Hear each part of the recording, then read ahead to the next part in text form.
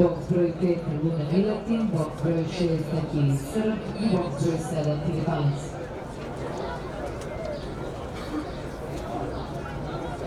Sa Miletinim, u boks broj 6 Akiles sa Nikolićem i u boks broj 7 Sada se nalazimo kod startne šine, trka puštena.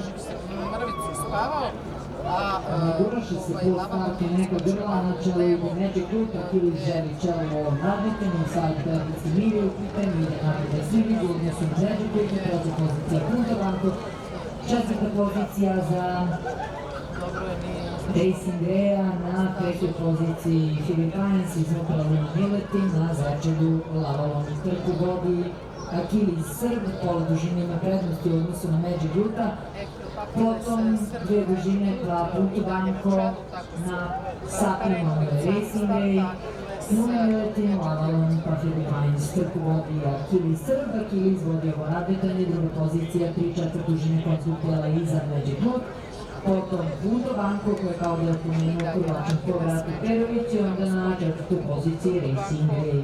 Potom galopira Lavalon, Filipanac Luna Miletin trku vodi, Akili Srb, druga pozicija tamo za Puntavanko koja na ruku Seruj dođe Perović, a onda se vozi Racing Rej. Akili Srb vodi ovo nadmetanje, Racing Rej na drugoj poziciji.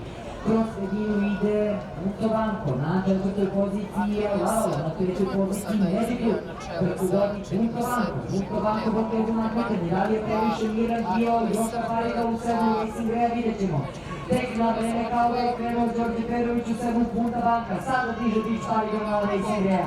Trku vodi Puntavanko, druga pozicija iznutra za Akilisa, na trećoj poziciji je Racing Rej, trku vodi Puntavanko, druga pozicija Akilis, treća pozicija za Lavalona, koji se vodi za Racing Rejom. Puntavanko radi Perović, zove kriv, radi Janela, zove kriv, Đorđe Perović ima taj rad, trku i dobija.